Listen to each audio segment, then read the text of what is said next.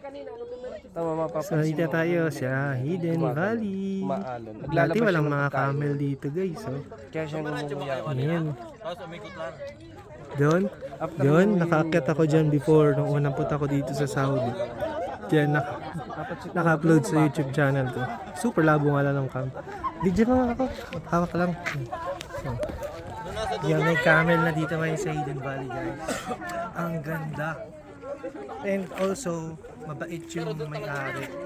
Inalaw niya kami. Tapos, napag-picture pa ako sa camel. Nakakabayan ko pa sa leeg na head. Yung camel. Hinedlaw ko. Ginoks lang. So yun guys.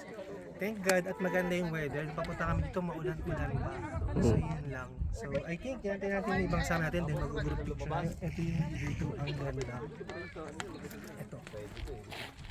Tapos, before, nung unang punta ko 2009, nakakita ako doon sa taas na yun. Yan. Doon kinuha yung picture ko sa cover photo ko sa Facebook page ng Aldrin Nation. Ang ganda dyan, pero buwis buhay at nakakahinga na makyat. Pero pwede ka magpahinga doon sa mga may mga hinto. Pero pagka tag-ulan, dati yun, may part ito matubig daw dito. Yan, may mga part dyan na makita mo pinag-anaman talaga natin. Aldrin, magandang camera mo. So, dito tayo pupunta, magpipicture tayo dito natin sila Kuya Man. So, yan lang yung ating update. Ay, nagpuntahan na din yung mga camel. Inilabas Siguro na. picture na rin yung mga camel dito guys. Nagpunta ang The Correspondence dito sa Hidden Valley, Riyadh, Saudi Arabia.